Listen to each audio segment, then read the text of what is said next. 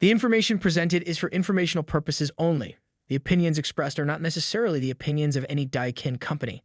This information should not be confused for accounting, legal, medical, or other professional advice. Please seek advice from a qualified professional for any specific questions.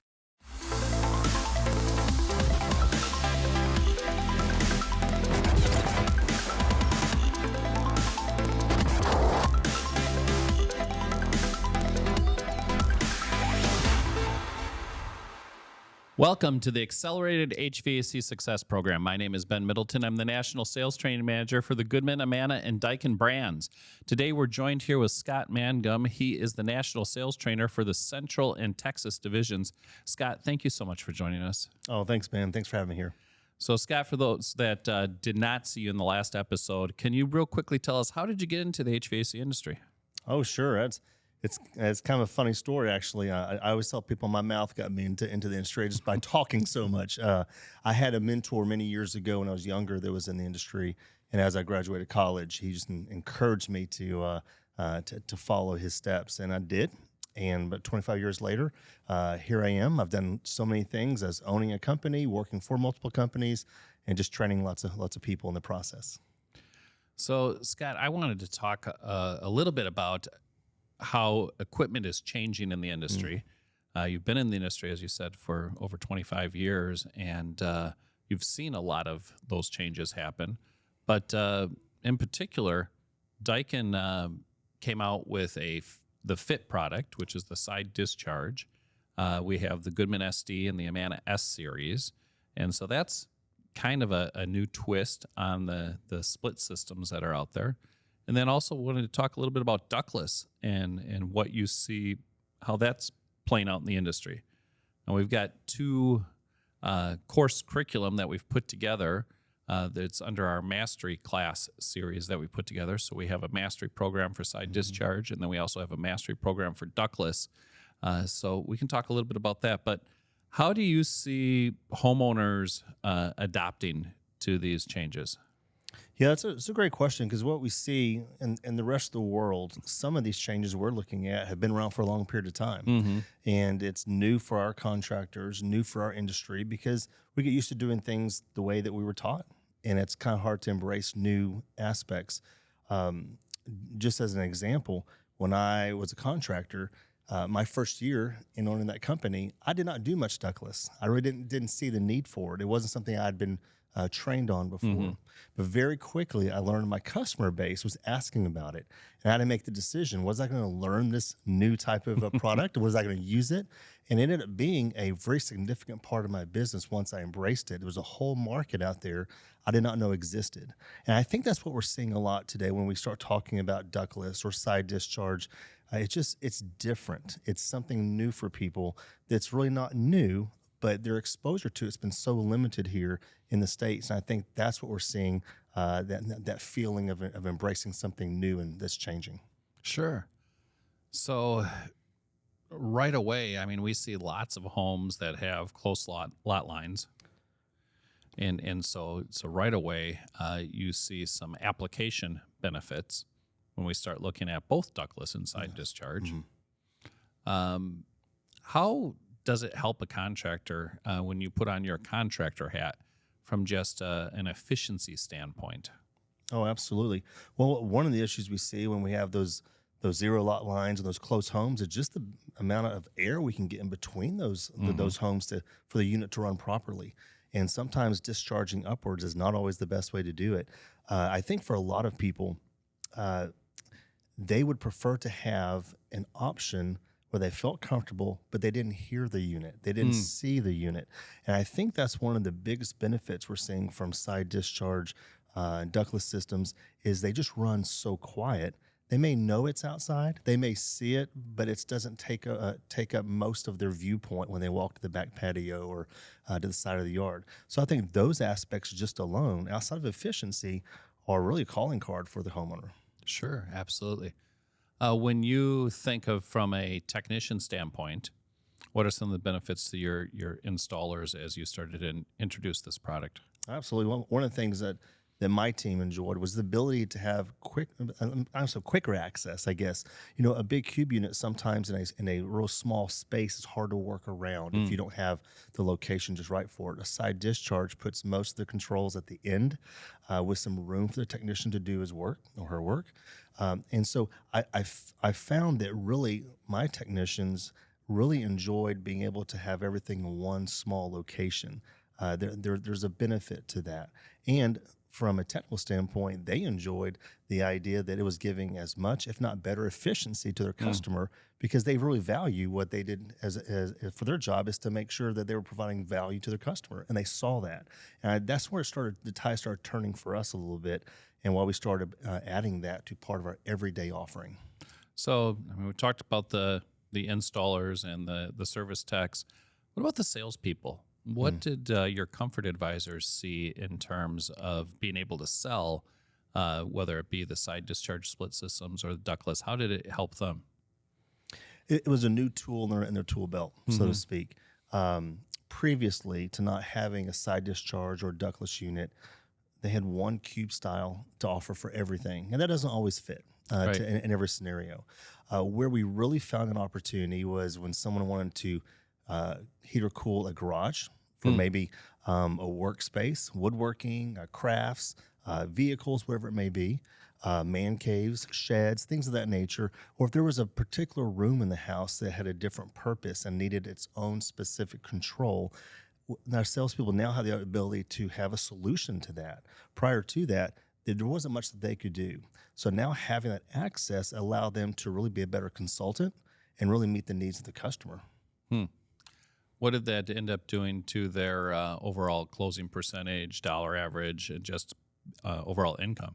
It improved it dramatically because now instead of having to change out a system that touched the whole house, they could have another opportunity to still sell something of value that met a specific need.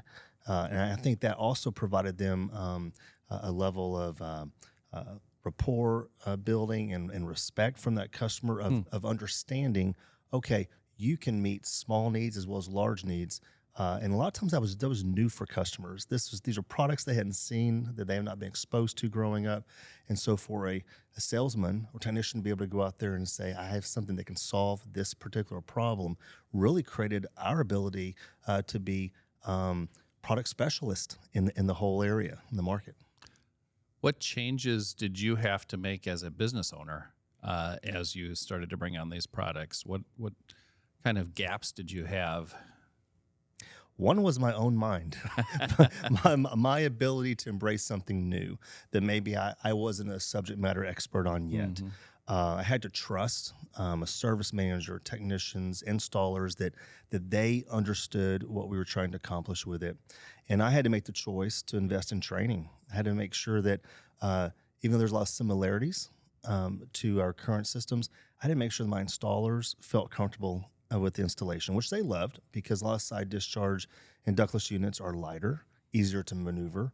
And that my salespeople felt comfortable that what they were offering really did have true value. But that first step was me embracing the opportunity and understanding I had to make some changes so they can make changes. So I think one of the challenges we find with training is there are different disciplines within an organization. And sometimes you need all of the disciplines to come together to really be successful in launching any new product. And what I've observed over the years from either my time on the contracting side of things or my time as a territory sales manager or on the manufacturer side is when you train the technicians and they get excited about installing this new product, if nobody's selling the product, they forget all of the things that they learned. Same thing is if I train the salespeople and they get excited about selling it, the installers then are getting mad that the salesperson sold this because they have no idea how to install it. And so you get kind of that mix there. Or the salesperson sells it, but because the pricing wasn't done right, now the company loses money. And the owner says real quickly, don't sell that anymore. We're not going to do that because this isn't making us any money. or not quite sure where the audience is. How do I promote this, or how do I position this within our strategy as a company? And so there's all of these different pieces. I've seen owners go out and get excited about something and come back and tell the team, hey, we're going to go do this. And the team looks back and says, no, we're not. That's true. So the HVAC Learning Campus has built what we call our mastery program. Can you tell us a little bit about that? Yeah, the mastery program really identifies those pieces specifically. I think there was a time in our industry where decisions were made top down and everybody just followed them. There wasn't an engagement of a holistic approach to some changes. And the mastery program for us really takes each piece of this whole process, the owner's perspective and where he wants to go or she wants to go with that particular product, a salesperson's perspective. How do I provide value? I want to. They want to know that they're providing something that's they believe in. So they need to understand that. And then the technician wants to know, how hard or easy is this going to be for me to work on, to install it, whatever it may be. And the master program really brings those three aspects together to say, hey, this is where the company needs to go. And how do we all get there together? How do we do it where we all feel professionally supported and trained, that we have vision and a way to follow up with that vision? And I think that's the key component to that mastery program, which I'm pretty excited to see us launch. I love the concept of a mastery program. It really provides a strong foundation. So then each of those disciplines can continue their journey, right? There's a lot more training the installers and service techs can do to truly, on their own, master the art of installing and servicing that equipment. There's a lot more that a salesperson can do to master the art of selling at the kitchen table. And there's a lot more that the owner can do to master that aspect of business and really understanding how to lead their team. But this provides a good, solid foundation to really get the whole company around that particular brand new product that they're looking to bring in.